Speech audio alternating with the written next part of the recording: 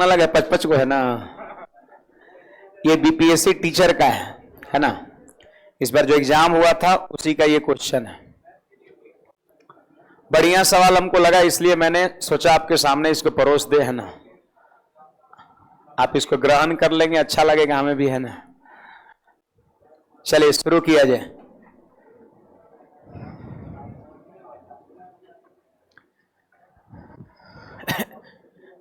देखो जी, यहां पर बीपीएससी टीचर में 5 ऑप्शन ही देता है और ये 2 ऑप्शंस आपका फिक्स रहता है सारे एग्जाम, सारे सवाल में, सॉरी। उपयुक्त में से कोई नहीं, नन ऑफ दीज हो गया। और ये हो गया कि एक से अधिक जब आंसर होगा तो आप ऑप्शन नंबर डी को आप टिक कर सकते हैं, समझे। खैर, हमारा क्वेश्चन है कि 10 साल पहले रमेश और राजीव की आयु का अनुपात 1:3 था। 10 साल पहले, तो आइए ना, यहां पर हम लिख दिए रमेश और ये हो गया आपका राजीव हो गया। रेशियो दिया है 1:3, लेकिन जानते हो रेशियो कब का है? 10 साल पहले का है, आज से 10 साल पीछे का है। आगे बढ़िएगा तो 5 साल बाद का दे रखा है कितना? 2:3 दे रखा है। तो क्वेश्चंस करें वर्तमान में उसका अनुपात क्या होगा। देखिए, अनुपात दे के और आपसे अनुपात क्या कर रहा है, पूछ रहा है। देखो, हम इजीली कर सकते हैं, आप बताइए वर्तमान से 10 साल पहले का है और वर्तमान से 5 साल बाद का है। आप बताओ यहां समय कितना बढ़ा, तो आपका जवाब होगा सर 15 साल बढ़ा। सही बात है। ये है प्रेजेंट से 10 साल पहले और ये नीचे वाला है प्रेजेंट से 5 साल आगे, तो टोटल समय कितना बढ़ा? 15 साल। समझ रहे हैं। देखो, ऐसे भी पहले और बाद रहता है तो जोड़ देते हैं, पहले और बाद रहता है तो जोड़ लेते हैं। 15 साल समय बढ़ा, तो जब 15 साल समय बढ़ा तो रमेश में भी आपका समान वृद्धि होगा और राजीव में भी समान वृद्धि होगा। बट क्या ऐसा हो रहा है? यहां रेशियो कितना बढ़ा? 1। यहां तो बढ़ ही नहीं रहा है, मतलब रेशियो अनबैलेंस है। इसको हम बैलेंस करेंगे, है ना। तो यहां का अंतर और यहां का अंतर बराबर करना है, तो इसका उपाय जानते हो क्या है? इसका उपाय है कि इसके अंतर से इसमें गुना और इसके अंतर से इसमें गुना, है ना। अब हो जाएगा, देखो ये 1:3 और यहां हो गया कितना? 4:6। बोलिए रेशियो कितना बढ़ रहा है? 3। और यहां भी कितना बढ़ रहा है? 3। और समय कितना बढ़ा? 15 साल। तो सुन लीजिए जी, 3 रेशियो बराबर कितना? 15 साल। तो 1 रेशियो बराबर 5 साल। 1 रेशियो का मान 5 साल हो गया। तो देखिए 4 रेशियो का मतलब 4 पचे 20 और 6 पंचे 30, यानी 20 साल और 30 साल इन दोनों का उम्र हो गया। लेकिन कब? 5 साल बाद। 5 साल बाद इसकी उम्र कितना है? 20 साल और 30 साल, 5 साल बाद का उम्र है। आज का लिखना है तो 5 इसमें घटा देंगे तो 15 और 5 इसमें घटा देंगे 25। ये आज का उम्र हो गया। अब आज ही का तो रेशियो मांगता है, आज ही का तो रेशियो मांगता है, तो 5 से काट दीजिए, 3:5 आंसर हो जाएगा। ऑप्शन नंबर कौन सा? बी हो जाएगा। ऑप्शन नंबर यहां पर बी हो जाएगा जी। बात समझिए, रेशियो 3 बढ़ा, समय बढ़ा 15 साल, तो 3:5 बराबर 15 साल, तो 1:5 बराबर 5 साल। तो कोई एगो रेशियो चलिए, 4 पचे 20 और 6 पचे 30, तो 20 साल और 30 साल दोनों का उम्र हो गया, लेकिन का 5 साल बाद का। तो आज का कितना होगा? 5 दोनों में घटा देंगे, ये आज का उम्र हो गया। रेशियो कहता है तो काट दिए, 3:5 हो गया। एक और तरीके में बता रहा हूं, सुनिएगा। ये समझ में आया सबको? डाउट है? नहीं है। ऑनलाइन वाले विद्यार्थी भी ध्यान देंगे। देखो, प्रेजेंट का रेशियो हम डायरेक्ट भी कर सकते थे। कैसे? सुनिएगा। रेशियो कितना बड़ा? 3 और समय कितना बड़ा? 15 साल। तो 3 रेशियो बराबर 15 साल, तो 1 रेशियो बराबर 5 साल। उल्टा बोलिए, 5 साल बराबर 1 रेशियो। अब सुनिए, यहां पर 5 साल बाद का रेशियो इतना है, 5 साल बाद का रेशियो इतना है। हमको प्रेजेंट का पूछता है, इसका मतलब लग रहा है कि 5 साल पीछे जाना है। अब 5 साल कै रेशियो के बराबर है? तो 5 साल पीछे जाने का मतलब 1 रेशियो पीछे जाना। तो 1 रेशियो पीछे जाओ 3 और 1 रेशियो पीछे जाओ 5। ऐसे नहीं हो जाएगा? यहीं पर ऐसे भी सोच सकते हैं आप। 1 अनुपात बराबर 5 साल, उल्टा पड़िए 5 साल बराबर 1 अनुपात, यानी 5 साल आगे पीछे होना है तो आपको 1 अनुपात आगे पीछे होना पड़ेगा। तो 5 साल आगे का दिया है और हमको आज का चाहिए, यानी 5 साल पीछे का चाहिए, तो 1 अनुपात घटा दो, आंसर हो जाएगा। चलिए आगे बढ़ते हैं। आंसर हमारा बी हो गया इसका। बड़ा दिन बाद ही सवाल आ रहा है। देखो जी, ये बड़ा कह सकते हैं इंपॉर्टेंट टाइप का सवाल है। Height and distance, sorry time and distance का ना, स्पीड टाइम एंड डिस्टेंस का है ना, लेट अर्ली वाला सवाल है। जैसे कहता है यदि मैं अपने घर से 5 किलोमीटर पर आवर की गति से स्टेशन चलता हूं तो मेरी गाड़ी स्टेशन पहुंचने से 7 मिनट पहले छूट चुकी है। 7 मिनट, स्टेशन पहुंचने से 7 मिनट पहले छूट चुकी है। छूट चुकी है मतलब गाड़ी निकल चुकी है। हम पहुंचे, अब पता चला कि 7 मिनट पहले ही गाड़ी निकल चुकी है, यानी हम 7 मिनट लेट हैं। 7 मिनट पहले छूट चुकी है, गाड़ी के बारे में बोला, गाड़ी छूट चुकी है, निकल चुकी है, यानी 7 मिनट लेट है। 5 के गति से चल रहे हैं तो 7 मिनट क्या है, लेट है। अब अगला दिन जानते हो स्पीड बढ़ा दिए। पिछला दिन क्या हुआ था, 5 से चले से लेट ना हो गया था, तो अगले दिन स्पीड बढ़ा दिए कि इस बार टाइम पर पहुंचे, लेकिन पता चला कि 5 मिनट पहले ही पहुंच गए आज, है ना। तब कहता है कि घर से स्टेशन के बीच का दूरी कितना है। देखो सवाल को तो आप पहचान ही लिए, और ऐसा सवाल में दूरी यही तो पूछता है, बहुत पूछता है, दूरी बताओ, घर से स्टेशन की दूरी क्या है। तो दूरी जब लिखना रहेगा ना तो चाल को गुना कर दीजिएगा, 5 और गुना चालों का गुणनफल, और नीचे में चालों का अंतर, चालों का अंतर, तो इसमें कितने का अंतर है, 1 का अंतर है। चालों का अंतर याद रखना, चालों का गुणनफल, नीचे चालों का अंतर। इसके बाद जानते हैं T1 प्लस माइनस T2, तो टाइम कितना है 7, और कितना है, देखो एक में लेट पहुंच रहा है, एक में पहले अर्ली पहुंच रहा है, तो लेट और अर्ली रहेगा उल्टा, तो जोड़ दीजिएगा। अब अगर कभी कोई सवाल में दोनों लेट लेट रहेगा तो घटाइएगा, दोनों अर्ली अर्ली रहेगा तो घटाइएगा, तो लेट अर्ली रहेगा तो जोड़ दीजिएगा, तो हो जाएगा 7 प्लस 5 मिनट है, घंटा बल्कि 60 से क्या करते हैं, भाग करते हैं। याद रखना चालों का गुणनफल बटा चालों का अंतर into T1 plus minus T2, कभी प्लस तो कभी माइनस। प्लस कब, जब एगो लेट है एगो अर्ली रहेगा तब, लेट लेट रहे अर्ली अर्ली रहे तो बीच में चिन्ह क्या, अब बटा 60, 60 से भाग देते हैं घंटा में बदलने के लिए। सॉल्व कर दिए, आंसर हो गया जी 6 × 30 से कै बार में, 2 बार में, और 12 में 2 से भाग दिए 6 किलोमीटर। आंसर ऑप्शन नंबर कौन सा, सी हो जाएगा। तो ऐसा जब भी सवाल हो तो चाल को गुना करके कहां, ऊपर, चाल में जितना अंतर है तो 6 5 में कितने का अंतर, 1, नीचे समय को जोड़ के 60 से भाग देंगे, आंसर हो जाएगा आपका। चालों का गुणनफल बटा चालों का अंतर into T1 plus minus T2 by 60 होता है। आगे बढ़ते हैं। कहता है P और Q का औसत मासिक आय कितना है, 50-50 है। Q और R का औसत है 62-50, P और R का औसत है 5200, तो P का आय कितना होगा आपसे पूछा जा रहा है। देखिए जी, यहां पर P प्लस Q बता सकते हैं, ये औसत है कै लोग का, 2 लोग का, 2 लोग का एवरेज दिया है, तो 2 से यदि हम मल्टीप्लाई कर देंगे तो जोगफल हो जाएगा, तो 2 से इसमें मल्टीप्लाई करिए, हाँ 10,100 हो जाएगा, ये दोनों का टोटल मान हो जाएगा।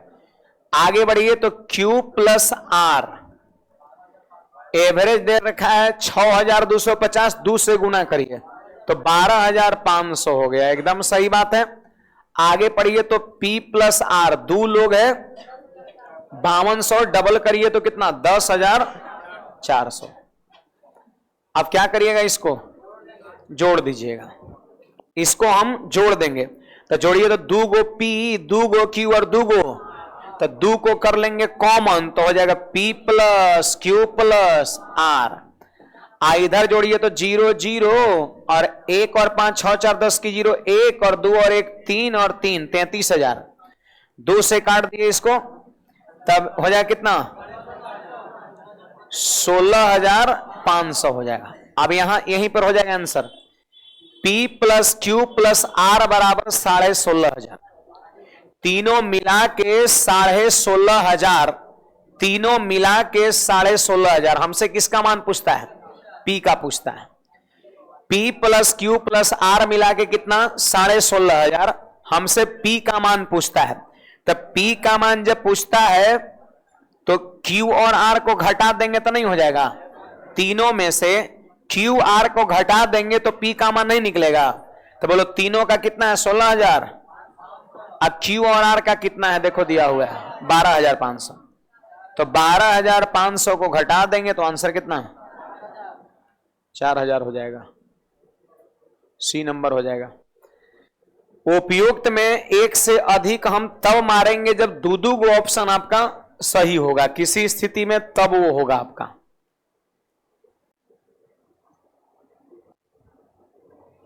जोड़ दिए P 2 बार, Q 2 बार, R 2 बार, 2P plus 2Q plus 2R, 2 को कॉमन कर लिए इतना, इधर जोड़े काट दिए 16,500, तीनों मिला के 16,500, उसमें से Q और R 12,500 घटा देंगे तो P का मान निकल जाएगा 4,000 आपका। करना यही है आपको।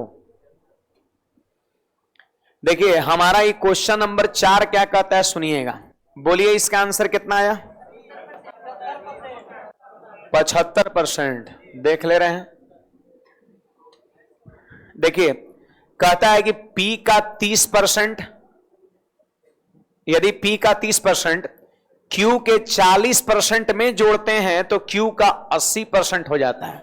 सोचने की बात है, पहले Q कितना था 40%, जब इसमें हम जोड़े, जब इसमें हम P का 30% जोड़े, जानते हो Q के 40% में P का 30% जोड़े तो कितना हो गया Q पहले से 40% था, इसको जोड़ने से Q क्या परसेंट हो गया, तब बढ़ा कितना 40%, इसे जोड़ने से। इसका मतलब ये Q के 40% के क्या है बराबर है। डायरेक्ट सोच लेंगे, पहले था Q 40%, इसमें E जब जोड़े ना तो Q हो गया 80%। तो आप सोचो जरा कि इसको जोड़ने से इसमें इंक्रीमेंट कितने का हुआ, तो 40% का। इसको जोड़ने से 40% का इंक्रीमेंट हुआ, इसका मतलब ये मान Q के 40% के बराबर है, इसके ही बराबर है तब ना उतना बढ़ा है। अब यहीं पर देखो 0% कट गया तो रेशियो बन गया जी,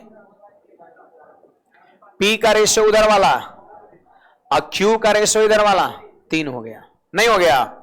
अब कहता है Q P का कितना प्रतिशत है, क्वेश्चन कह रहा है Q मतलब कितना 3, P का यानी 4 का तुलना 4 से करना है, तो 4 को कहां लिखेंगे नीचे, कितना परसेंट है मल्टीप्लाई बाय 100, तो 3/4 को हम लोग कितना परसेंट कहते हैं 75% कहते हैं। किसी को समझने में दिक्कत होगा बोलिएगा, तो ये हमारा आंसर हो जाएगा सी नंबर। हम इंतजार कर रहे हैं जानते एक्चुअल में डी का, कि कहां डी मिलता है, आता है कहीं, ठीक है अच्छी बात, हमारा इंतजार डी का है ना। इसमें बस ऐसे ही देख रहे हैं कि वहां दूगो, हमको समझाने में थोड़ा अच्छा लगेगा है ना कि दूधू को मिल रहा है ना। कोई डाउट है बोलिएगा, दूगो अगर मिलेगा तो बताएंगे किस दृष्टिकोण कैसे मिल रहा है ना। देखिए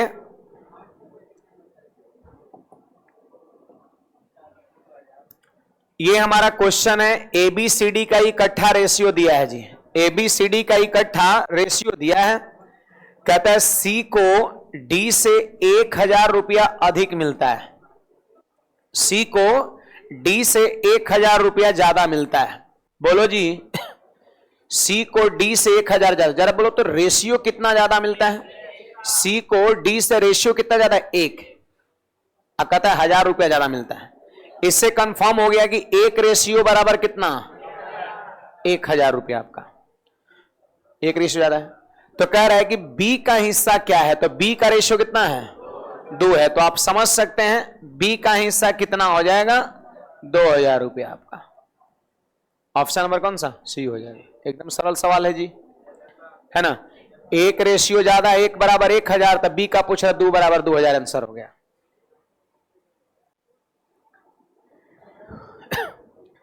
देखिए ये हमारा क्वेश्चन है कि एक दुकानदार एक घड़ी बेचते समय, एक दुकानदार घड़ी बेचते समय बिक्री मूल्य पर 5% का छूट देता है, बिक्री मूल्य पर 5% का डिस्काउंट देता है। यदि वह उस पर 6% छूट दे देता है तो उसे पहले से 15% कम का लाभ मिलेगा। सोचिए बात को, इसका आंसर बताइए कितना आया, 1500। देख लेते हैं, एक दुकानदार एक घड़ी बेचते समय 5% का छूट देता है, 5% का छूट देता है। घड़ी बेचते समय 5% का डिस्काउंट देता है एक दुकानदार। यदि वह उस पर 6% छूट दे देता है, बोलिए 1% ज्यादा छूट देता है, पहले के कंपैरिजन में 1% ज्यादा छूट देता है। देखो दुकानदार अगर ज्यादा छूट देगा तो उसको नुकसान होगा, नहीं होगा, कम प्रॉफिट होगा। तो वही कहता है कि अगर 1% ज्यादा छूट देता है तो उसको 15 रुपया कम फायदा होता है। इसका मतलब कंफर्म है कि 1% बराबर है 15 रुपया के आपका। सही बात है जी। 5% डिस्काउंट ना दे करके अगर कस्टमर को 6% देता है, 1% ज्यादा छूट देता है तो उसको 15 रुपया कम फायदा होता है, यानी 1% 15 रुपए के बराबर हो जाएगा।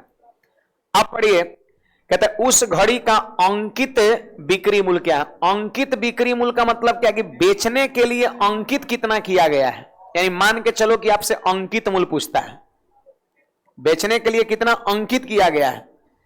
एमआरपी, एमआरपी आपसे पूछा जाता है, एमआरपी क्या परसेंट, 100%। तो 100% का मान कितना हो जाएगा, 1500 रुपये हो जाएगा। बस यही बात है, 1% बराबर 15 रुपया, तो 100% का मतलब 1500। हमारा ये क्वेश्चन नंबर 7 क्या कहता है, सुनिएगा सभी लोग, कितना, 39। कहता है 3 संख्या 3, 4, 5 के अनुपात में है, उसमें सबसे बड़ी और सबसे छोटी का योग। तो बोलिए सबसे बड़ी और सबसे छोटी को जोड़ेंगे, 5 3 8, सबसे बड़ी और सबसे छोटी का योग, तो 5 और 3 8, 8। देखो दूसरी संख्या, बोलो दूसरी संख्या कितना है, 4 और 52 के योग के बराबर है, 4 और 52 के योग के बराबर है। मेरी बात को सुनिए, थोड़ा पहचान में रखिएगा, ये रेशियो वैल्यू है, ये रेशियो वैल्यू है, ये रेशियो वैल्यू है। ऐसे भी काम चल जाएगा, हाँ, बता तो देवे ना कि ये थोड़ा रिस्क लेना चाहिए, है ना। तब तो ऐसा नहीं कि 52 4 56 कर देना है, फिर हो जाएगा गलती। ये रेशियो वैल्यू है 3 4 5, आई है रियल वैल्यू है, कभी रेशियो के साथ रियल नहीं जुड़ता है। आप एक्स में चाहे तो लिख सकते हैं 5x 3x 4x, और लिखेंगे सिर्फ 52, और नहीं तो मन है तो ऐसी करिए, है ना।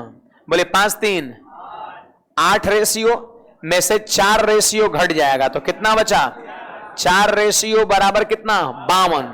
तो बोलो 1 रेशियो बराबर 13, 1 रेशियो बराबर 13। क्वेश्चन कह रहा है छोटी संख्या बताओ कितना है, तो छोटी संख्या वो जिसका रेशियो छोटा होता है, छोटी संख्या का रेशियो छोटा होता है। तो 1 रेशियो 13 के बराबर है, तो बोलो छोटी संख्या 3 है, तो 3 रेशियो का मान कितना, 3 गुना 13, 39 बिल्कुल सही जवाब है ना जी। अब मौखिक कर लेना था कि बड़ी छोटी का योग, तो 5 3 8, अब बराबर है दूसरी यानी 4 प्लस 52, तो 4 जाके 8 में करेगा, 4 बराबर 52, 1 बराबर 13, 3 बराबर 39, आंसर हो जाएगा।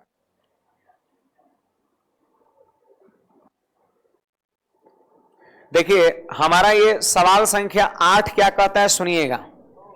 क्वेश्चन नंबर 8 देखिए जी, यहां लिखा हुआ है 2 के पावर 2n-1, 2 के पावर क्या है, 2n-1, है ना। अब देखो जी ये बताओ 8 को हम लिख सकते हैं 2 के पावर 3, 2 के पावर 3 लिख सकते हैं 8 को, 8 मतलब 2 के पावर 3। अब पहले से पावर क्या है n माइनस 3 है, तो एक चीज जानिए कि 2 का पावर 3 एगो नया जनरेट हुआ, नया पावर आया 3, अब पहले से पावर कितना था n माइनस 3। तो याद रखना ऐसी स्थिति में पावर और पावर क्या होता है गुना हो जाता है, नए का पावर 3 और जो पुरानका पहले से हो तो n माइनस 3 गुना हो जाता है, ठीक ना। एक चीज और देखिए, ये टर्म कहां था नीचे में था, इसको लेके कहां गए ऊपर। तो ये भी याद रखना है कि अगर किसी भिन्न का हर है उसको आप अंश में लेके जा रहे हैं, या अंश में पहले से ऊपर है और उसको ला रहे हैं नीचे हर में, नीचे वाले को यदि आप ऊपर ले जा रहे हो या फिर ऊपर वाले को नीचे ला रहे हो तो पावर का चिन्ह क्या होता है ऐसी स्थिति में बदल जाता है। अगर पावर पहले से प्लस में है तो हो जाएगा माइनस में, और माइनस में है तो हो जाएगा प्लस में। कंडीशन क्या है, कंडीशन क्या है कि नीचे से जैसे ऊपर ले जा रहे हैं या ऊपर से नीचे ला रहे हैं। तो देखो 8 के पावर n माइनस 3 कहां था नीचे, और हम इसको कहां लिख दिए ऊपर लेके चले गए, तो पावर का चिन्ह बदल जाएगा, नहीं माइनस में इसको लिख देना है, पूरा पावर भाव किसमें लिख देना है माइनस में। अब बोलो बेस दोनों तरफ सेम है तो कट गया। अब एक स्टेप बढ़ाइए, 2n माइनस का 1 बराबर, देखिए माइनस 3 को n से गुणा करेंगे तो माइनस का 3n और माइनस माइनस कितना प्लस का 9 हो जाएगा, सही बात है। अब सुनिए ये 3n जाके इधर जुट जाएगा तो कितना 5n, 5n 1 जाके जुटेगा तो कितना 10, तो n बराबर कितना 2, आंसर n की वैल्यू 2 हो जाएगा। कहिए कुछ कहना है तो ये हमेशा याद रखना, नीचे से ऊपर लेके गए इसलिए पावर का चिन्ह बदलना पड़ा, प्लस में था तो माइनस में कर दिए, माइनस में रहेगा तो प्लस में हो जाएगा।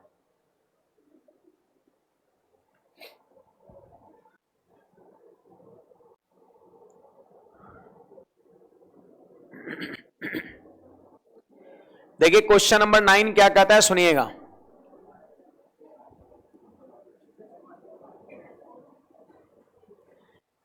तीन बिंदु ए बी सी का कार्तीय निर्देशांक, कार्तीय निर्देशांक इसी को कहते हैं। जैसे देखो जनरली एक पॉइंट का जो लोकेशन है, स्थिति है, उसको हम दो तरीके से दिखाते हैं। एक होता है आपका कार्तीय निर्देशांक पद्धति, अंग्रेजी में कहते हैं कार्टेशियन कोऑर्डिनेट सिस्टम, और दूसरा होता है पोलर कोऑर्डिनेट सिस्टम, ध्रुवीय निर्देशांक पद्धति। अगर मान लेते हैं किसी पॉइंट को कार्टेशियन फॉर्म में यदि आप दर्शा रहे हैं तो x और y ऐसे लिखते हैं, ये पॉइंट का x कोऑर्डिनेट और ये y कोऑर्डिनेट। और यदि पॉइंट को जब पोलर फॉर्म में दिखा रहे हैं तो r और थीटा होता है। पढ़े होंगे जी, 9वीं क्लास में पढ़े होंगे, 9वीं 10वीं में, और 11वीं में भी पढ़े होंगे आप, है ना। तो कोई पॉइंट को आप, कोई पॉइंट की लोकेशन को आप दो तरीके से दिखा सकते हैं स्थिति को, एक कार्टेशियन फॉर्म में, दूसरा पोलर फॉर्म में। कार्टेशियन फॉर्म में कोऑर्डिनेट एक्स वाई के रूप में लिखा जाता है और पोलर फॉर्म में आर और थीटा के रूप में लिखा जाता है। तो ई कहता है कि एबीसी का कार्तीय निर्देशांक, कार्तीय निर्देशांक मतलब ई वाला एक्स वाई, तो ई एक्स कोऑर्डिनेट है और ई क्या है वाई कोऑर्डिनेट है, एक्स कोऑर्डिनेट है वाई कोऑर्डिनेट है, एक्स कोऑर्डिनेट है वाई कोऑर्डिनेट है। अब अगर यहां कहता ध्रुवीय निर्देशांक था, ई होता आर आई थीटा, यहां एंगल लिखा रहता 30 डिग्री 50 डिग्री ऐसे कुछ लिखा रहता, आर थीटा, आर थीटा। कहो सर आर क्या है, तो आर है आपका पॉइंट और ऑरिजिन के बीच का डिस्टेंस होता है। जैसे देखो ये इसको क्या कहते हैं ऑरिजिन, एक्स अक्ष वाई अक्ष काट दिया इस बिंदु पर, ऑरिजिन बोले तो मूल बिंदु। और मान लेते हैं पॉइंट यहां पर है, एक पॉइंट यहां पर है, तो पॉइंट और ऑरिजिन के बीच का जो डिस्टेंस होता है इसी को आर कहते हैं, है ना। और इसके बीच का ये जो कोण होता है इसी को क्या कहते हैं हम थीटा कहते हैं, वही आर थीटा होता है ना। लेकिन एक चीज जान लो, एग्जाम के सवाल में मान के चलो 99% जगहों पर जो है आपका कार्टेशियन ही रहता है, 1% या उससे कम जगह पर पोलर फॉर्म होता है आर थीटा, है ना। आइए ना, तो त्रिभुज का तीनों शीर्ष का कोऑर्डिनेट दिया है। चलिए सवाल पर आते हैं। ये दिया है 1 - 1 और ये दिया है कितना 3 - 4, हाँ, और ये दिया है 5 - 7। ये बिंदु ए है, बी है और ये सी है आपका। त्रिभुज कौन सा है एबीसी। शीर्ष ए, शीर्ष बी, शीर्ष सी, और तीनों शीर्ष का कोऑर्डिनेट दे रखा है।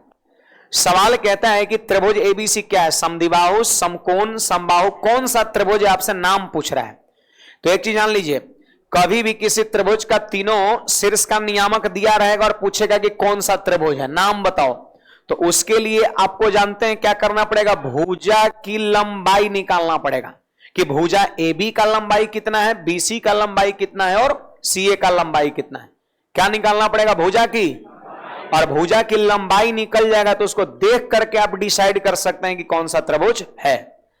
अब जानते हो भुजा की लंबाई का मतलब क्या है? इस बिंदु और इस बिंदु की दूरी, इस बिंदु और इस बिंदु की दूरी सो रहे हैं, बताइए। अच्छा लग रहा है बोल रहे थे ना, तबे तो नींद आ रहा, लोरी जैसा लग रहा है क्या?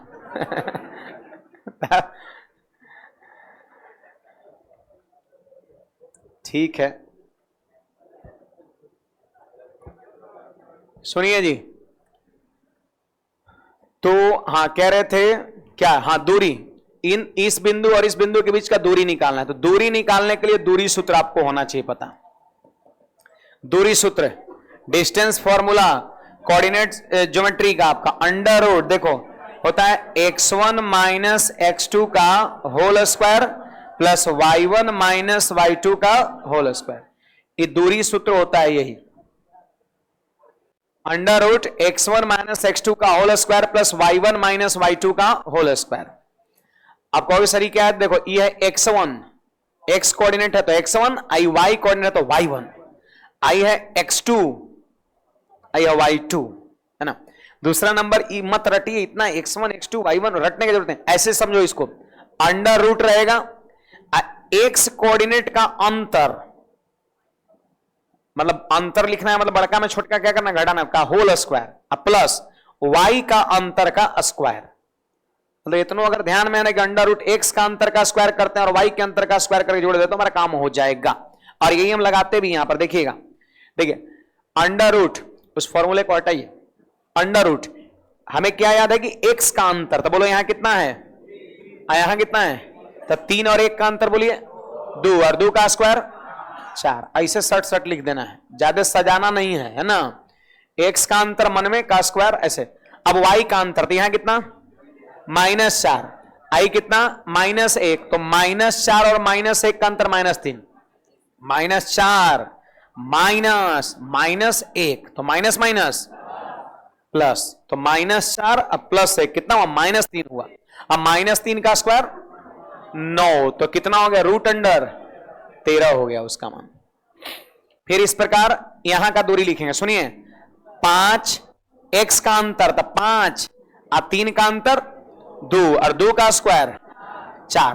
फिर सुनो -7 और -4 का अंतर -3 और -3 का स्क्वायर 9, तो ये भी हो गया रूट 13। अब ई दोनों बिंदु के बीच का दूरी लिखेंगे, तो इसका x कोऑर्डिनेट कितना है 5 और इसका 1, तो 5 और 1 का अंतर 4 का स्क्वायर 16। अब -7 और -1 में अंतर -6 का, अब -6 का स्क्वायर 36, तो 36 16 52 हो गया। सुनिए ई हुआ रूट 13, ई हुआ आपका रूट 13 और ये हो गया आपका रूट 52 हो गया, ठीक ना। तो दो गो भुजा इसका क्या हो गया, आई भुजा क्या है, अलग है, तो दो गो भुजा बराबर है, आई अलग है, तो आंसर क्या हो जाएगा, समद्विबाहु। समद्विबाहु मतलब समद्विबाहु, समान दो भुजा वाले त्रिभुज को समद्विबाहु त्रिभुज कहते हैं, आइसोसेलेस ट्रायंगल। आंसर हमारा ए हो जाएगा। बस कुछ कहना है किसी को? तो ये दूरी सूत्र अगर याद है पहले से ठीक है, नहीं तो माथा में ही रखना है, अंडर रूट x का अंतर का स्क्वायर अब प्लस में y का अंतर का स्क्वायर, बस जैसे हम यहां प्रयोग किए। कुछ कहना है बोल सकते हैं, आप नहीं समझे? हाँ हाँ हाँ हाँ है, समझ गए हैं? कै दिन से टेस्ट मार रहे हैं? दिन से कि महीना से? साल है, 1 मंथ नहीं हुआ अभी। अच्छा क्या कुछ ठीक ठाक लग रहा है, अच्छा लग रहा है, पसंद है हम, या फिर हमारा कंटेंट? अरे हम मतलब यही है ना, तब हमको क्यों आप देखने आइएगा, है ना? कहे के मतलब भावना समझिए ना। चलिए आइए, देखो इस बार संडे वाला भी ओपन टेस्ट शुरू कर रहे इस बार से, है ना? आप ही लोगों ने कहते कि स्टार्ट करिए, हाँ, तो इस बार से स्टार्ट कर रहे हैं, है ना? देख लो, इस संडे को आपका ओपन टेस्ट चलेगा, इसको हम कहते हैं ओपन टेस्ट। ओपन टेस्ट इसलिए इसका नाम दिए हैं कि जैसे जो विद्यार्थी अपने संस्था में पढ़ते हैं वो लोग तो जुड़ेंगे ही, बाकी अगर कोई विद्यार्थी अगर कहीं दूसरे जगह भी क्लासेज करते हैं तो इस टेस्ट में भाग ले सकते हैं और साथ साथ डिस्कशन कर सकते हैं। ओपन आपका है लेकिन फ्री नहीं है, फ्री का कुछ मिलता है ना? बता रहे हैं, सुनिए ना। तो इस संडे की टाइमिंग हम रखे हैं 4 बजे, ठीक ना? इसमें जानते हो नंबर ऑफ क्वेश्चंस 50 रहेगा आपका। पहले भी रहता था, ये पिछले लगभग 6 से 8 महीना से बंद था, है ना?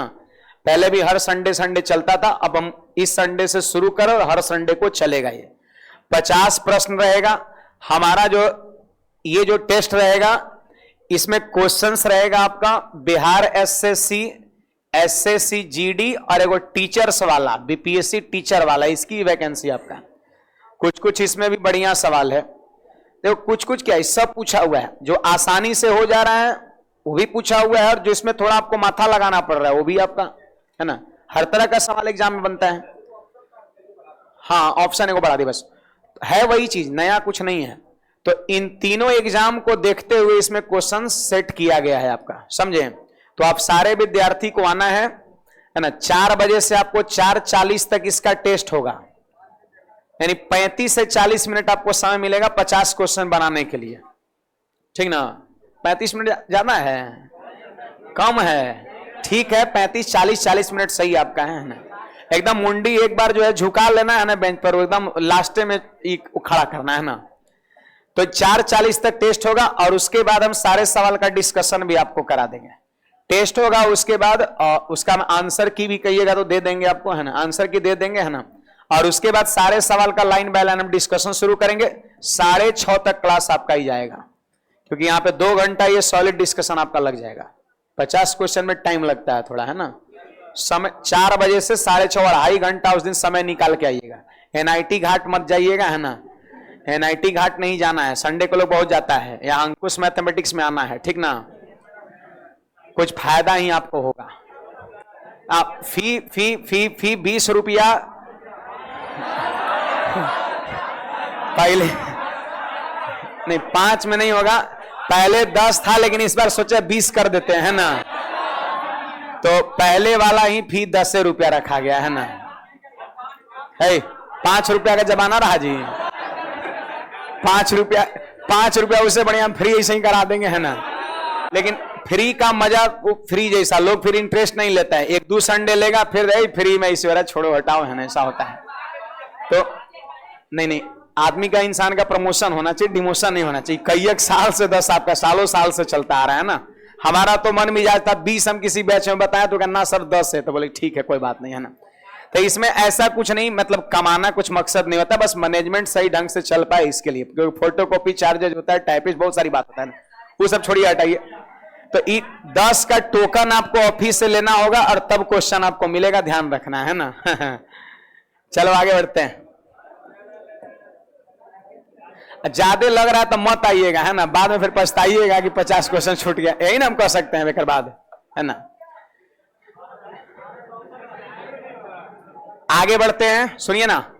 अब हो गया, आना सब लोग को है और अपने मित्रों को पकड़ के लाना है, ठीक ना? आप 5 मिनट पहले आना है ताकि जगह जो है कंफर्म है, क्योंकि फाउंडेशन वाला बच्चा भी आएगा तो गैदरिंग होगा आपका, है ना? मतलब जो पहले आएंगे जगह मिलेगा आपका, लेट से आएंगे तो फिर दिक्कत हो सकता है ना? सुनिए, एक मिठाई विक्रेता के पास 420 काजू बर्फी, वाह, है ना? तो 420 काजू बर्फी है और 150 जो है बादाम की बर्फी है, ठीक ना? एक मिठाई विक्रेता के पास, वह उन्हें इस तरह से ढेर करना चाहता है, मतलब ढेरी में रखना चाहता है कि प्रत्येक ढेर में उसकी समान संख्या हो। तो टोटल जैसे जोड़ देंगे इतने इतने बर्फी को, मतलब ऐसे ग्रुपिंग करके ढेरी बना बना कैसे रखता है ऐसे ऐसे, लेकिन कंडीशन क्या है कि हर ढेरी में बराबर बराबर संख्या में बर्फी होना चाहिए। ये कंडीशन है कि हर ढेरी में बराबर बराबर संख्या में होना चाहिए और वे ट्रे का कम से कम प्रयोग हो, मतलब कम से कम ट्रे में अट जाए, ये भी ध्यान रखना है। कम से कम ट्रे में सारा बर्फी जो एडजस्ट हो जाए। तो एक चीज समझो, यहीं पर पॉइंट है मैन कि कम से कम ट्रे में ये सारा बर्फी तब एडजस्ट होगा जब हर ट्रे में बर्फी की संख्या ज्यादा से, जितने ज्यादा रखेंगे हम एक ट्रे में बर्फी, उतने कम ट्रे का जरूरत पड़ेगा। सही बात है। इतना बर्फी को एडजस्ट करने के लिए पर ट्रे में जितने ज्यादा से ज्यादा बर्फी रखेंगे उतना ही कम ट्रे का जरूरत पड़ेगा। यह चीज आपका है। तो कहता है कि इस प्रकार बनने वाले ढेरों की संख्या बताओ कितना आपका है। तो सबसे पहले जानते हैं क्या करना पड़ेगा आपको, 420 और 150 का एचसीएफ करना पड़ेगा। तो इसका एचसीएफ कितना आया 30। अब कहो सर एचसीएफ का मतलब क्या है, तो जैसे देखिए मैंने अभी क्या बोला कि कम से कम ट्रे में ये सभी को हम तब रख पाएंगे जब एक ट्रे में ज्यादा से ज्यादा बर्फी होगा। तो ज्यादा से ज्यादा बर्फी अगर निकालना है, मैक्सिमम मान निकालना है, अधिक से अधिक मान निकालना है, तो आपको इन दोनों का क्या करना पड़ेगा, मस। कितना आया 30। मतलब क्लियर हो गया कि हर ट्रे में आपको 30-30 को बर्फी रखना है। अधिक से अधिक 30 रखेगा करे, जो एचसीएफ आएगा वही अधिक से अधिक रखाएगा। 31 को आप नहीं रख सकते यहां पर, है ना। तो 30-30 को बर्फी हर ट्रे में रखना है। तो कह रहा है कि कै गो ट्रे का जरूरत पड़ेगा या फिर कै गो ढेरी बनेगा। हर ढेरी में 30-30 बर्फी, तो कै गो ढेरी बनेगा इतना का। तो 420 को टोटल काजू बर्फी है और 30-30 को बर्फी का एक ढेरी, तो 30 से भाग देंगे तो 14 को ढेरी यहां बनेगा। 150 बादाम बर्फी है, 30 से यहां भाग देंगे तो 5 को ढेरी इसका बनेगा। तो टोटल ढेरी 14 5 19 को ढेर बनेगा। ऑप्शन नंबर बी हो जाएगा। 14 को ढेर बनेगा काजू बर्फी का और 5 को ढेर बनेगा बादाम बर्फी का। टोटल ढेरों की संख्या 19 हो जाएगा। यही क्वेश्चन में अगर ये पूछता कि एक ट्रे में अधिक से अधिक कितने बर्फी रखा जा सकता है, तो सिर्फ मसा को ही उत्तर कर देते। एक और आपको हम बता रहे हैं, एसएससी के प्रीवियस ईयर क्वेश्चन में यहां पर पूछा है 130 दे करके। इस सवाल हमको बहुत अच्छी तरह से याद है, और वहां पे खाली पूछा है कि एक ट्रे में अधिक से अधिक कितना रखा जा सकता है। आंसर उसका 10 होता है। आप बताइए इसका मौसा कितना हुआ, 10। आंसर आपका है। वही वाला क्वेश्चन देख के वो जो सेटर है वो नकल किया है। ओकरो में काजुए बर्फी है, अब बादामे बर्फी है, एकदम लैंग्वेज डिट्टो आपका सेम है। बस खाली लास्ट में कह दिया है कि एक ट्रे में अधिक से अधिक कितने बर्फी रखा जा सकता है। तो बस 130 और 420 का मशक कर देना है 10 आंसर आपका उस सवाल के लिए। उसी का एक कार्बन कॉपी है। आगे बढ़े हैं।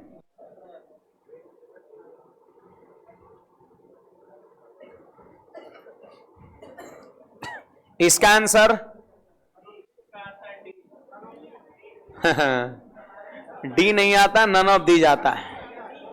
देखिए मैं यहां पे समझना है थोड़ा, यहां पर है ना, ये काफी सारा थ्योरी, काफी सारी बातें यहां पर है ना, लेकिन दिख रहा है ऐसे अगर जानकारी है तो दिख रहा है कि कोई नहीं होगा। सुनिए, माना x प्लस 2y प्लस 4 बराबर 0। देखिए जी, x प्लस 2y प्लस 4 बराबर 0, ये पहला रैखिक समीकरण है। दूसरा है -4x और प्लस का क्या 2y माइनस का 3 बराबर 0, ये दूसरा समीकरण है। अब हम ऑप्शन यहां पर छाटेंगे। कहता दो सरल रेखाओं के समीकरण है तब, दो सरल रेखा का इक्वेशन है तब मतलब क्या, तब के बाद ये सब ऑप्शन देखेंगे, ये सही है कि सही है कि सही है, क्या है।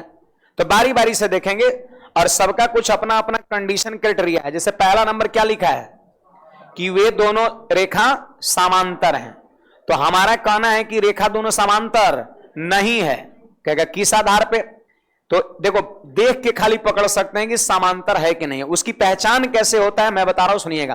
देखो समांतर दोनों रेखा है या नहीं है, यदि आपको पहचानना है कोई भी सरल रेखा समांतर है या नहीं है, यदि आपको पहचानना है तो आप x के कोफिशिएंट का रेशियो बनाइए और y के कोफिशिएंट का रेशियो बनाइए।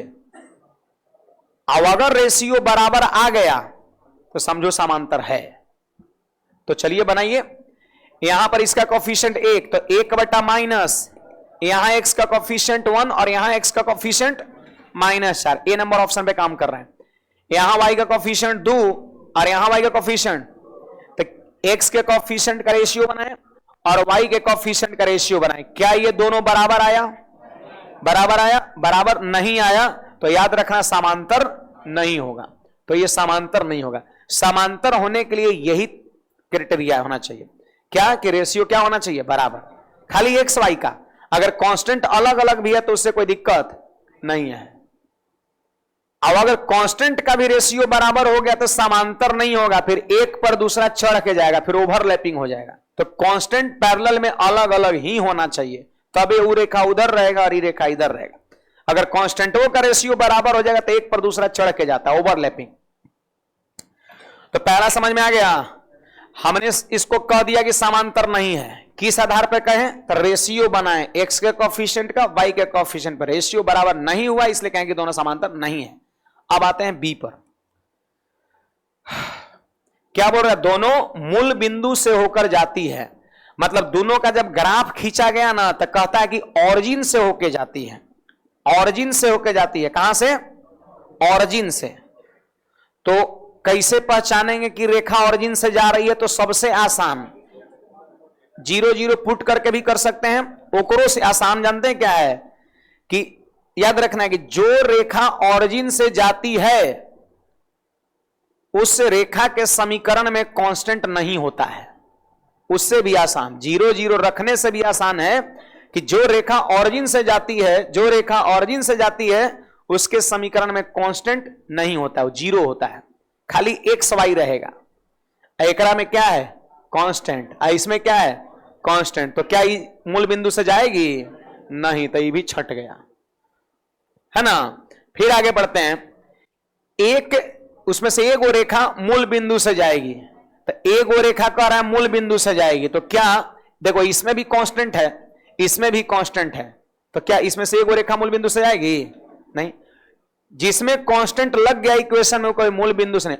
ऐसे रहता ना कि x + 2y = 0 रहता, तो ये ऑरिजिन से ही जाएगी। कभी भी पढ़ रहे हैं आप इक्वेशन में, अगर कहीं खाली एक्स वाई दिख गया, कांस्टेंट नहीं दिखा, तो आपके मन में एट ए टाइम आना चाहिए कि अगर एक ग्राफ हम खींचेंगे तो पक्का कहां से जाएगा? ऑरिजिन से जाएगा। क्यों? क्योंकि इसमें कांस्टेंट नहीं है।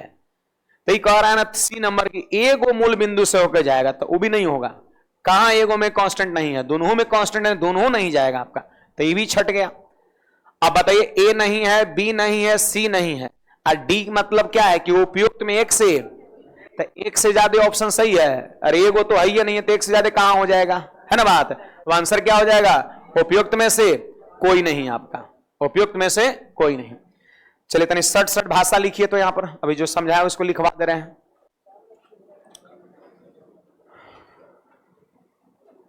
लिखेंगे दो सरल रेखा, पहला नंबर लिखिएगा। दो गो भाषा लिखेंगे यहां पे हम लोग। पहला नंबर लिखिएगा दो सरल रेखा, दो सरल रेखा, दो सरल रेखा के x और y के कोफिशिएंट का रेशियो, दो सरल रेखा के x और y के कोफिशिएंट का रेशियो, x और y के कोफिशिएंट का रेशियो, x और y के कोफिशिएंट का रेशियो यदि बराबर हो, यदि बराबर हो, यदि बराबर हो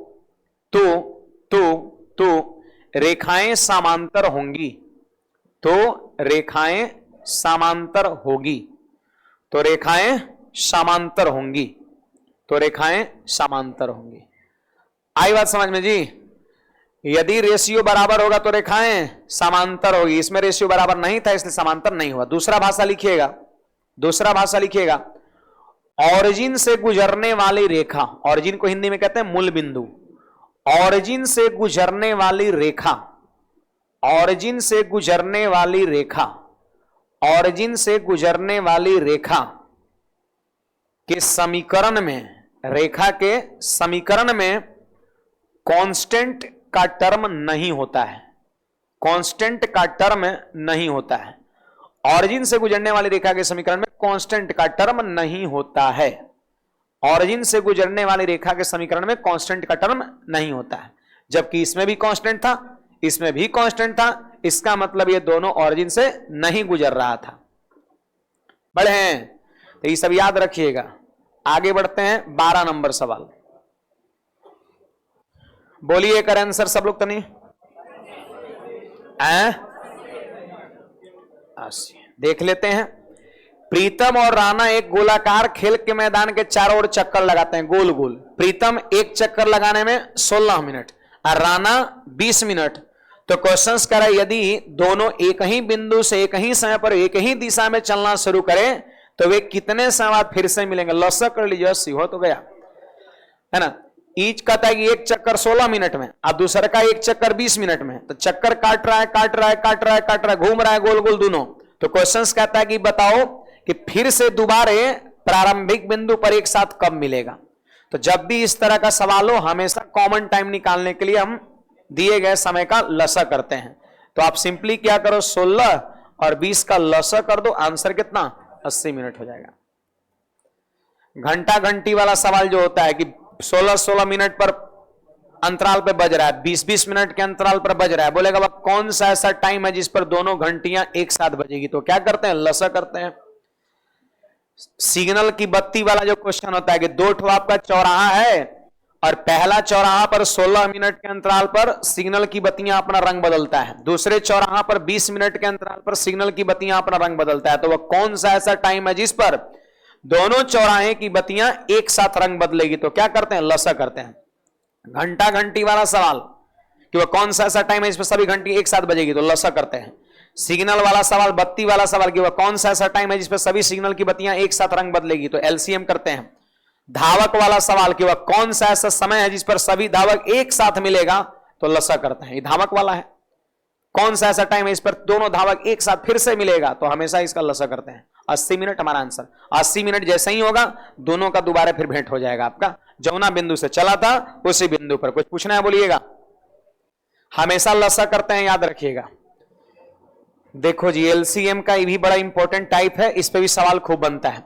देखो कहता है वह बड़ी से बड़ी संख्या जिससे इतना इतना इतना को भाग करने पर शेषफल 9, 10, 11 बचता है। शेषफल कितना बच रहा, 9, 10।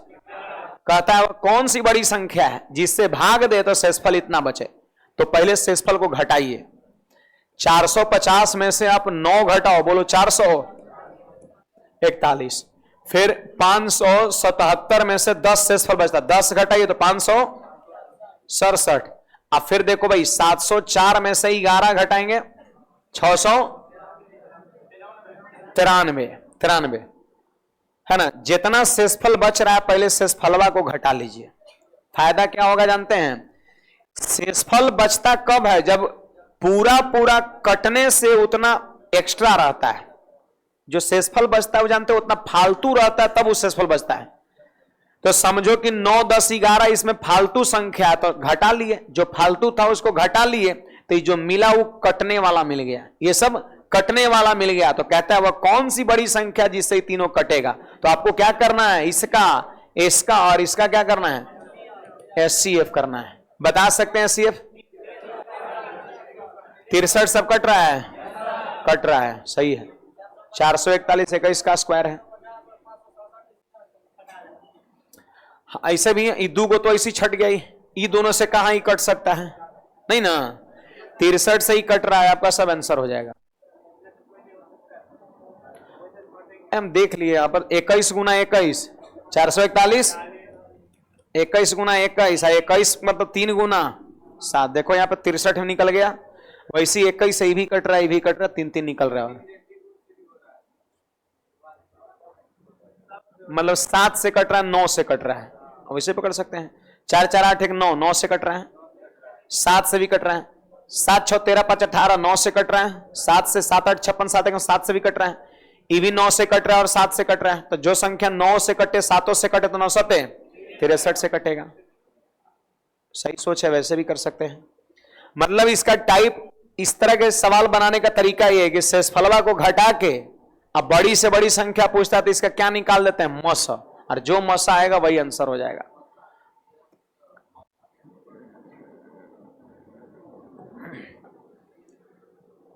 देखिए जी, यहां पर ध्यान दीजिएगा, थोड़ा सा थ्योरी के तौर पर यहां लिख लीजिए पहले, तब उस पर हम आते हैं।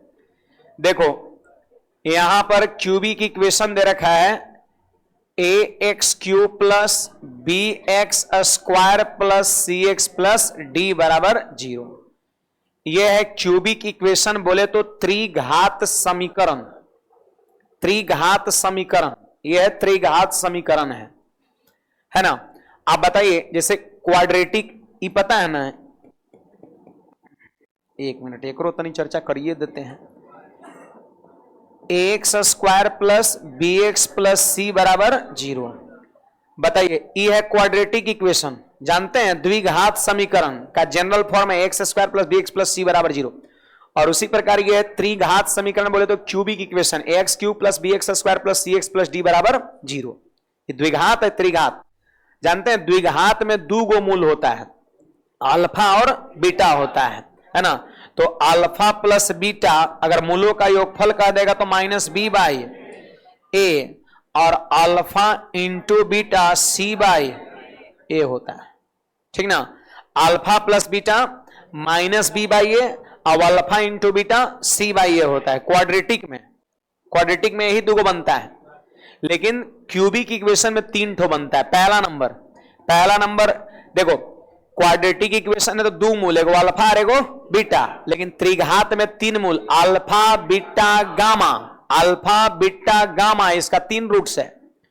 तो मूलों का योगफल यानी sum of roots alpha plus beta plus gamma बराबर, जानते हो क्या होगा, वही योगफल का यहां फॉर्मूला है ना, वही वाला यहां भी होता है, माइनस बी बाई ए होता है। अब फिर देखो वहां गुणनफल है ना, तो यहां भी गुणनफल करो, alpha into beta into gamma.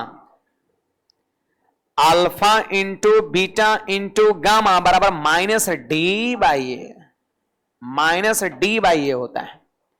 अब फिर दूधू को लीजिए, जो पूछ रहा है हमसे, दूधू को alpha beta plus beta gamma plus gamma alpha बराबर ई वाला होता है, नीचवा वाला सी बाई ए होता है। तो इतनी याद रखना पड़ेगा, 2-4 बार घर पे जाकर लिख लीजिएगा तो याद हो जाएगा। 2-4 बार लिखिएगा और बगल में इसको भी रखिएगा, इसके साथ साथ लिखिए, कुछ कुछ चीजें कॉमन है दोनों में आपका। अब देखिए यहां पर आप सब लोग देख सकते हैं कि एक्स क्यू के कोफिशिएंट को ए कहना है, एक्स स्क्वायर के कोफिशिएंट को बी कहना है, एक्स के कोफिशिएंट को सी कहना है और कांस्टेंट को डी कहना है, कांस्टेंट को डी कहना है। अब देखो जी, हमसे यही पूछ रहा है कि alpha beta plus beta gamma plus gamma alpha का मान कितना है, तो फार्मूला होता है सी बाई ए। बोलो सी यहां पर कितना है, -1। एक्स के कोफिशिएंट को सी कहते हैं और ए है एक्स क्यू का कोफिशिएंट कितना 1, ये ए है और ये सी है। अरे एक्स क्यू के साथ गुणा में रहता है उसको कहते हैं ए, एक्स स्क्वायर के साथ गुणा में रहता है उसको कहते हैं बी, एक्स के साथ गुणा में उसको कहते हैं सी, और जो अकेले है सिंगल है डी, ठीक ना। देखो A X square coefficient B I C और डी होता है, इसका formula C by A, C by A, तो सी का मान -1 ए का मान 1, तो -1 बटा 1 -1, ऑप्शन नंबर बी हो जाएगा आपका। तो ये क्वेश्चन जानते हैं, खाली याद है ना, तो यहीं पे हो गया, फॉर्मूला पर सवाल है ना। और क्यूबिक से जब सवाल पूछेगा तो 3 गो में से कोई एक बनता है, और क्वाड्रेटिक में अगर पूछेगा रूट से तो 2 गो में से कोई एक बनता है। तो जिनको नहीं याद है, उम्मीद करते हैं इसको लिख रहे होंगे या लिख लिए होंगे और याद कर लीजिएगा इसको, है ना। इस पे थोड़ा सा तनी ज्यादा ध्यान देना है, तो अभी क्लियर है ना, ये 2-4 दिन बाद फिर कंफ्यूजन हो जाता है कौन वाला किस में होता है। तो इस पे थोड़ा ध्यान दीजिए, 2-4-10 बार लिखिएगा, यूज करिएगा तो माथा में आ जाएगा। चलिए, बड़ा कैलकुलेटिव ही क्वेश्चन दे दिया है जी, कि वैल्यू वगैरह तो सेट होगा नहीं। हाँ वो तो खैर है ही है। देखो जी, सुन लेते हैं, देख लेते हैं। ई जानते हो साइन बराबर होता है पी बाई एच होता है। साइन बराबर पी बाई एच, साइन बराबर पी बाई एच, तो पी है और ये एच है। जानते हो बी बराबर क्या होगा? बी मतलब बेस बराबर, बी बराबर होता है अंडर रूट कर्ण स्क्वायर माइनस लंब स्क्वायर, यानी N square minus M square होगा, N square minus M square होगा, है ना। तो b का मान इतना हो गया, p का मान इतना है, h का मान इतना है, ठीक ना। अब जो पूछ रहा है उसमें क्या करेंगे? बैठा देंगे, है ना। सब लोग बताइए tan बराबर क्या होता है? p बाई बी आता है ना। याद रखे वाला रटे वाला चीज है कि tan बराबर p बाई की, p by b, p by b, ये सब ट्रिगोनोमेट्री का ABCD है ना। p बाई बी यानी वहां बैठाएंगे, देखो m बटा under root n square minus M square, अब प्लस में 4 ऊपर लिख दिए।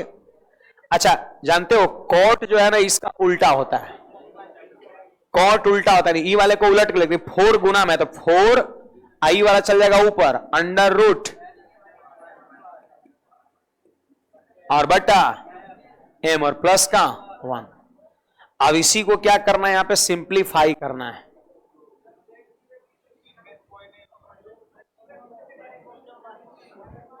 तो एक तो हमारा सुनिए ना, एक तो हमारा तरीका ही होगा, बाकी हम शॉर्ट कुछ बताते हैं, टेंशन अपना लीजिए, हमारा काम है, बस आप सुनिए, है ना। देखिए इसको थोड़ा सा यहां पर एलसीएम देख लेते हैं क्या आता नहीं आता है ना। इसका पहले हम काम करेंगे और इसका फिर काम करेंगे, है ना। तो इसका एलसीएम क्या हो जाएगा? Under root n square minus M square, कहां चल जाएगा? ऊपर, m plus 4 under root n square minus M square और बट्टा में हो जाएगा under root n square minus M square, यही ना होगा। यहां पर तनी एलसीएम लीजिए तो, अच्छा कट जा रहा है जी, देखो एम एलसीएम लिए तो ये हो जाएगा 4 under root n square minus M square, m जाएगा उधर प्लस का एम और बटा में एम, तो देखो ई वाला क्या हो गया? और सबसे नीचे वाला एम कहां गया? सबसे ऊपर, तो एम बटा under root n square minus M square.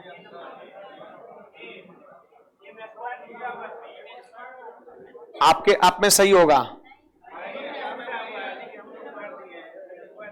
देखें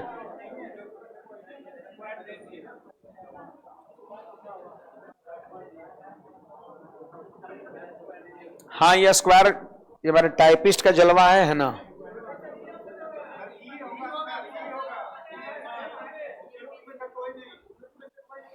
देखो सुनो, अगर मान लेते हैं कि इसी के अनुसार चलते हैं जो दिख रहा है, तब तो फिर ई हो जाएगा, नहीं तो सुधारिएगा, स्क्वायर चलेगा, तो छोड़ दिए, काय के लिए सुधारिएगा? हम तो शुरू में कह दिए कि पीएससी वाला है ना, तो आया हुआ ही है ना। ठीक है सुधारते नहीं है तो फिर क्या हो जाएगा आपका? कोई नहीं हो जाएगा। देखो यहां थोड़ा लगा, लेकिन एलसीएम लिए तो कट गया पूरा का पूरा आपका, एम चला गया ऊपर अंडर रूट एम बटा में under root n square minus M square. एक तो तरीका हमारा ये हो गया, एक और तरीके आपको बताते हैं, इससे भी शॉर्ट हो जाएगा आपका। सुनिए ना, इससे भी शॉर्ट हो जाएगा, इतना करना ही नहीं पड़ेगा। इसमें कोई डाउट है किसी को? बोलिएगा। हैं कुछ लोग तो सोच दिए छोड़ो रे, ना बुझाए तो क्या दिक्कत है ना। ये तो कहिए रहे कि इससे भी शॉर्ट हो जाएगा, उसको देखेंगे नहीं, चल रहा होगा कुछ लोग के मन में, है ना। ठीक है चलने दीजिए, है ना, आगे हम बढ़ते हैं।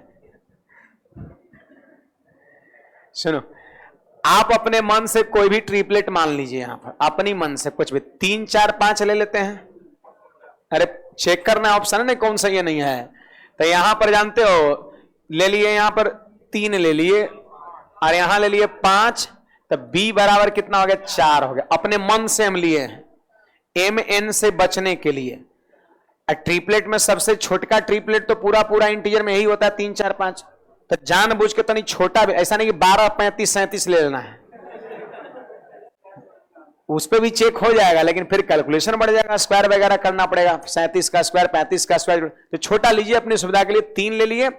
यहां देखो साइन बराबर होता है लंब बटा कर्ण, कर्ण नीचे होता है, 5 बड़का भुजा नीचे होगा। अब यही बस यहां क्या करना है? बैठा देना है। बोलिए tan बराबर क्या होता है? P बाई, देखो ये P है और ये H है, तो क्या होता है P बाई B, तो हो जाएगा 3/4 अब प्लस 4। अब फिर देखो कॉट बराबर क्या होता है B बाई P, यानी 4 गुना में 4/3 अब प्लस में 1। थोड़ा सा आगे बढ़ा, देखो चर्चों के 16 3 19/4, 19/4। यहां देखिए चर्चों के 16 3 19/3, 19 से 19 खत्म, 3वां गया ऊपर 3/, तो इसका मान कितना आ गया 3/4 आ गया। क्वेश्चन का मान आया 3/4। अब यही mn का मान हम ऑप्शन में बैठाएंगे और जो ऑप्शन 3/4 के बराबर देगा वही सही होगा। तो चलिए जी यहां पर बैठाइए सभी लोग, m का मान हम बैठाएंगे देखो 3, तो 3 ऊपर और अंडर रूट देखो 5 का स्क्वायर 25, अब 25 में से 3 घटेगा 22, क्या आया इतना, छट गया। वैसी रखिए ना, ई भी छटेगा ई भी छटेगा, रखिए ना ई भी छटेगा, ई भी छटेगा। तो बताइए अब क्या मारे, डी ही ना, समझ मत को, अब जो है वही है ना। तो आपको नहीं लग रहा कि इससे हुआ आसान हो गया, बोलते नहीं है जी हाँ ना, बोलिए नहीं हुआ तो खुल के नहीं आसान हुआ है ना, हुआ तो हाँ बोलिए। एकदम न्यूट्रल रहते हैं हम, खुद अपने आप पर डाउट करने लगते हैं कि लगता है कि नहीं बढ़िया पढ़ा रहे हैं। ये तो सवाल एकदम आसान है। कहता समांतर श्रेणी का nवां पद इतना दे रखा है, nवां पद है 2n+1। पहला पद निकालना है तो n के जगह पर 1 बैठा दो, दूसरा पद निकालना है कितना है एपी का, तो 2 बैठा दो, तीसरा पद कितना है तो n का मान 3 बैठा दो। क्वेश्चन कहता है पहले 3 पदों का योगफल कितना है। इस श्रेणी का पहला 3 पद, यानी पहला पद, दूसरा पद और तीसरा पद जोड़ना है। तो बताइए इस श्रेणी का पहला पद क्या होगा, तो 1 बैठाइए, तो 2 एकम 2 और 1। दूसरा पद क्या है तो यहां 2 बैठाएंगे, 2 दूना 4 और 1। तीसरा पद क्या है तो यहां 3 बैठाएंगे, 3 दूना 6 और 1। आज जोड़ देंगे, आंसर कितना 15 हो गया आपका। एन फिर से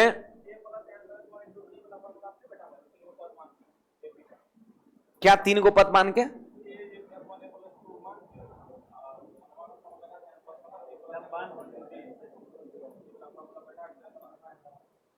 ओकरा से आसान नहीं है। नहीं वैसे कैसे कर रहे हैं, नहीं बुझा रहा, फिर से बोलिए एक बार। नहीं कैसे मान सकते हैं, गलत है। आप यहां अंतराल कितना ले लिए, 1 ले लिए। आप अंतराल कितना लिए, 1। क्या सवाल में ऐसा कुछ कह रहा है कि समांतर श्रेणी का कॉमन डिफरेंस सर्वांतर 1 है? हो सकता है 2 भी हो सकता है 3 भी हो सकता है 4 भी, गलत है ऐसे लेना, है ना। तो सबसे आसान मैंने तरीके बताया। पहला nवां पद है, n का मान 1 बैठाइए, तो पहला पद क्या है निकल गया, 2 बैठाइए, दूसरा पद क्या निकल गया, 3 बैठाइए, इसमें तीसरा पद क्या निकल गया, जोड़ दिए, तीनों पदों का योगफल हो गया। अगर बोलता है कि 10वां 11वां 12वां पद का योगफल कितना है, तो एक बार 10 बैठाओ, एक बार 11, एक बार 12, 10वां 11वां 12वां पद निकल जाएगा, फिर जोड़ देंगे आंसर हो जाएगा। बस बस बस देखिए यहां पर हो गया, घबराने का नहीं। 17 नंबर देखिए, एबीसी त्रिभुज है और डीबीसी है। एबीसी और डीबीसी का आधार बीसी है। प्रूफ कर दीजिए कि रट लीजिएगा, इसे प्रूफ साबित करे पड़ेगा ये। चलो बता दे रहे हैं, A B C Aadhaar BC है ना, है ना। तो यहां ए कह दिए, बी कह दिए, यहां सी कहेंगे और यहां डी कहेंगे। आधार क्या है, बीसी। देखिए 2 त्रिभुज है, एक त्रिभुज है एबीसी वाला और दूसरा त्रिभुज है दाल भात चोखा डीबीसी है, नहीं है। और दोनों का आधार क्या है, बीसी, और त्रिभुज भी विपरीत दिशा में, एक बीसी का है उधर और दूसरा बीसी का है इधर। ऐसा ही भाषा यहां पे लिखा हुआ है कि आधार बीसी है और बीसी के विपरीत दिशाओं में दोनों त्रिभुज हैं। बीसी के एक उधर है, दूसरा इधर आपका है। अब कहता है कि यदि ओ विकर्ण एडी और बीसी का प्रतिच्छेद बिंदु है, देखो विकर्ण की चर्चा किया था, इसलिए हमने फिगर को आयत टाइप के बना दिया था कि आयत का दोनों विकर्ण आपको दिख सके, है ना। तो बताइए जी, इसका एक विकर्ण कौन सा है, एडी है, और किस पे मिल रहा है, ओ पे प्रतिच्छेद कर रहा है, ओ पर यहां प्रतिच्छेद कर रहा है, ओ पर प्रतिच्छेद कर रहा है। तो क्वेश्चंस कहता है कि एबीसी का क्षेत्रफल और डीबीसी का क्षेत्रफल, यही वाला हो जाएगा, ऑप्शन नंबर बी हो जाएगा आपका। ये रिलेशन याद रखिएगा, अदरवाइज प्रूफ जब करने का अगर मन मिजाज बने तो फिर यहां से इस पर लंब डाल के साबित करना पड़ेगा। थोड़ा सा हम हिंट कर दे रहे हैं, देखो ऐसे मतलब कोई प्रूफ का नहीं है, है ना। देखो यहां से इसे लंब डाल दिए, मान लेते कि ए एल कर दिए, यहां से इस पे ऐसे लंब डाल दिए तो ए एम हो गया। अब जानते हैं ये वाला ट्रायंगल और ये वाला ट्रायंगल को सिमिलर प्रूफ करना होता है, और सिमिलर प्रूफ हो गया, इस त्रिभुज का एक कोण 90 और इस त्रिभुज का एक कोण 90 और ई वाला कोण बराबर शीर्षाभिमुख कोण से। किसी दो त्रिभुज का जब दो कोण बराबर है तो दोनों त्रिभुज समरूप होता है, और जब दो त्रिभुज समरूप होता है तो भुजाएं क्या होती है, अनुपातिक होती है। तो उसके हेल्प से हम ये काम करेंगे। आप डायरेक्ट याद रखो, अगर कभी ऐसा स्थिति पैदा हो, एक आधार पर दो त्रिभुज, एक उस तरफ दूसरा इस तरफ, तो क्षेत्रफल का जो रेशियो होता है वो ई वाला पोर्शन एओ और ओडी के क्या होता है, अनुपात के बराबर होता है। इसको डायरेक्ट आप रख लीजिए, थ्योरम याद ही किया जाता है, समझे। आगे बढ़े हैं, देखिए जी यहां पर हमारा 18 नंबर सवाल क्या कहता है, सुनिएगा सभी लोग। क्वेश्चन नंबर 18 पढ़िए जी। स्थान ए तथा स्थान बी एक राजमार्ग पर 100 किलोमीटर दूरी पर स्थित है। एक राजमार्ग पर दो स्थान है ए और बी, दोनों के बीच का डिस्टेंस कितना, 100 किलोमीटर है। एक ही समय में एक कार ए से और दूसरी कार बी से चलना शुरू करती है, एक ही समय में चलना शुरू की। अब यहां पे बात है कि सेम डायरेक्शन में चली कि विपरीत डायरेक्शन में चली, दोनों हो सकता है। तो सवाल में पढ़ो तो दोनों के बारे में चर्चा है। कह रहा है कि यदि कार एक ही दिशा में अलग अलग गति से चले, अब आप बताइए कि जब डायरेक्शन सेम रहेगा दोनों कार का तो स्पीड क्या होगा, डायरेक्शन सेम है स्पीड क्या होता है, घटता है। तो देखिए यहां पे कर दिए ए माइनस बी, चाल मान लेते हैं, कार ए की चाल ए ही मान ली और बी की चाल को बी ही मान लिया, तो सेम डायरेक्शन में दोनों कार जा रही इसलिए स्पीड घट जाएगा। तो बोलिए चाल बराबर क्या होता है, दूरी बट्टा, तो दूरी कितना है 100 किलोमीटर, और जानते हो कितना घंटा मिल रहा है, 5 घंटा मिल रहा है। तो समय कितना 5, यानी कितना हो गया 20 हो गया। ए माइनस बी बराबर हो गया 20 किलोमीटर पर आवर। अब कहता है कि यदि वे एक दूसरे की ओर चलती है, एक दूसरे की ओर मतलब ये उसके ओर और वो इसके ओर, एक दूसरे के ओर चलते हैं तब जो है मात्र 1 घंटा मिलने में लगता है। तो एक दूसरे की ओर चलेगा तो डायरेक्शन अपोजिट ना हो गया, डायरेक्शन अपोजिट में स्पीड क्या होगा, जुटेगा। तो चाल बराबर दूरी बट्टा समय, तो दूरी हो गया 100 और समय सिर्फ 1, तो कितना हो गया, इसका मतलब सिर्फ क्या हो गया, इसका मतलब हो गया 100 किलोमीटर प्रति घंटा। यानी मान के चलो कि चाल का अंतर 20 है और चाल का योगफल 100 है। तो कह रहे दोनों कार की चाल बताओ। नजर ऑप्शन पे, देखिए कौन सा ऐसा ऑप्शन है जिसको जोड़े तो 100 और घटाए तो 20 है, 60 40 ए नंबर, 60 40 जोड़ने पर 100 घटाने 20 आंसर हो गया। और कहीं पर ऐसा हो रहा है क्या, नहीं हो रहा है। बड़े आगे, तो लंबा चौड़ा दिख रहा है लेकिन सवाल बड़ा आसान है।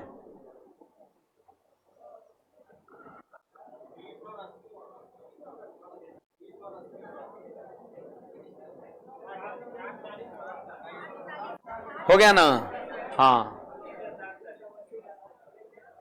चलिए आइए यहां पर देखिए, बस 1 मिनट। 19 नंबर सवाल देखिए क्या कहता है, दो धनात्मक पूर्णांक संख्याओं के वर्गों का योग 306 है। दो धनात्मक पूर्णांक के वर्गों का योग 306 है। तो मान लिए एगो x है और दूसरा y है, तो x का भी वर्ग किए और y का भी वर्ग किए और इसका जोगफल दिया है 306 दिया हुआ है। धनात्मक पूर्णांक को हम एक्स वाई मान लिए, क्योंकि ऐसा यहां पर कुछ क्लू है नहीं कि कुछ ले सकते हैं। मैंने मान लिए एक्स वाई और वर्गों का योग 306 दिया, x square plus y square बराबर 306 हो गया। आगे बढ़िए ना, कहता है यदि बड़ी पूर्णांक संख्या का वर्ग किसी एक को बड़ा मान लीजिए, एक्स को बड़ा मान लेते हैं, एक्स को बड़ा मान लेते हैं, कहता है उसका वर्ग यानी एक्स स्क्वायर छोटी पूर्णांक, यहां क लगाना है, पूर्णांक, छोटी पूर्णांक का 25 गुना है। बड़ा हम किसको माने हैं, x को, तो इसका वर्ग है छोटे वाले का 25 गुना है। बोलो छोटा वाला संख्या कौन है, y का 25 गुना है, मतलब यहां हो जाएगा 25y। ये दिया है x स्क्वायर बराबर कितना दिया है 25y। इसमें आ जाइए, बोलिए क्या है, y स्क्वायर, x स्क्वायर की जगह पे कितना बैठाएंगे 25y बराबर 306। क्या इसमें y को कॉमन करेंगे, y को कॉमन करेंगे तो क्या बन जाएगा, y प्लस 25 बराबर 300। देखिए आपके पास दो रास्ते, या तो क्वाड्रेटिक तोड़िए, नहीं तो थोड़ा सा यहां पर गेस करिए कि आखिर यहां पर हम y के जगह पर क्या रखें कि इतना गुना इतना करने पर 306 मिले। तो देखो सोचो, मैं बता रहा हूं, मेरी सोच को सुनिए। यहां पर मोटा मोटी हम 5 रखते हैं तो जगह 30 और 30 बचे 150। अगर 5 रखते हैं तो 30 बचे 150, लग रहा है कि इसका आधा है, यानी हमको लगभग 300 में जाने के लिए लगभग हमको 10, 9, 10, 11 ऐसे जाना पड़ेगा। तो देखिए यहां पे 9 रखिए तो 25 और 9 34, 34 9 में 340, 34 कम 306 हो जाएगा। अगर 10 रखते हैं तब तो का 0 बन जाएगा। तो यहां पर हमने y का मान क्या रखा 9, मतलब हीट एंड ट्रायल मेथड। सोचे कि क्या रखे y के जगह पर कितना पुर जाए, तो 25 और 9 34, और 34 9 में 306 होता है। तो y बराबर कितना निकल गया 9। ऐसे हम सोच लिए, द्विघात नहीं तोड़े। अब y का मान 9 हम यहां बैठा देंगे। बोलो जी, y का मान 9 यहां बैठाएंगे तो कितना हो जाएगा 25 गुना 9, तो x का मान कितना हो जाएगा 15 हो जाएगा। अरे स्क्वायर जाएगा रूट में, तो 25 का 5 और 9 का 3, 5 दिए 15, तो x का मान 15 निकल गया और y बराबर 9 निकल गया। क्वेश्चन कहता है कि उसका अंतर बताइए, तो 15 और 9 में कितने का अंतर है, 6 का अंतर है। Option number A. अभी तक एक सवाल में डी नहीं मिला, नहीं ना। देखो होता ये चीजें रेयर है, एक से अधिक वाला है ना। हाँ मैथ में कम ही रहेगा। देखो मैथ में भी जानते हैं कब रहेगा, जब कुछ रिलेशन वाला क्वेश्चन रहेगा ना, तो वहां पर कुछ चांस बनता है। ये सब तो एडजेक्ट, दो गो संख्या है तो एडजेक्ट आने वाला चीज है। हाँ दो गो जानते हैं कब होता, एक ऑप्शन में 6 लिखा रहता है, एक ऑप्शन में 3 गुना 2 लिखा रहता एक में 7 गुना 1 रहता, 7 माइनस 1 रहता। तब फिर क्या होता है, ये भी 6, ये भी 6, ये भी 6, तो उपयुक्त में 1 से अधिक हो जाता सुनिए जी, संडे वाला याद है ना सबको, आना है, नहीं आइएगा तो बड़ा पछतावा होगा। बढ़िया बढ़िया हम क्वेश्चन सेलेक्ट किए हुए है ना, काफी कुछ सीखने को भी आपको मिलेगा। कुछ क्वेश्चन उसमें सिखाने के दृष्टिकोण से रहेगा, कुछ क्वेश्चन ऐसा रहेगा कि जो आपसे बने, है ना। अब मैक्सिमम क्वेश्चन बीच बीचवा वाला रहता है, मॉडरेट रहता है आपका, जो एग्जाम का पैटर्न है वही रहेगा आपका। आइए देखते हैं, कहता है मॉडल क्लास कौन है। मॉडल क्लास मतलब होता है बहुलक वर्ग। देखो एक क्लास इंटरवल है, आई है फ्रीक्वेंसी बारंबारता, यह बारंबारता, आई है बहुलक, क्या बोलते हैं इसको, क्या बोलते हैं, वर्ग अंतराल, क्लास इंटरवल। यह है क्लास इंटरवल और यह है फ्रीक्वेंसी। देखिए मॉडल क्लास पकड़ना बहुत ही आसान है, बहुत आसान क्वेश्चन पूछ दिया। जौन कह सकते हैं क्लास इंटरवल का फ्रीक्वेंसी सबसे ज्यादा हो वही मॉडल क्लास होता है। तो सबसे ज्यादा फ्रीक्वेंसी कितना है 30, तो मॉडल क्लास क्या होगा 30-40 हो जाएगा, आंसर हो जाएगा। बस खाली इतने हैं, सबसे ज्यादा फ्रीक्वेंसी वाले क्लास को ही मॉडल क्लास कहते हैं। Answer 30-40, option number B. आज की सेवाएं तक गर्ल्स लोग इधर से पहले निकलेंगे। चलिए जल्दी से निकलिएगा।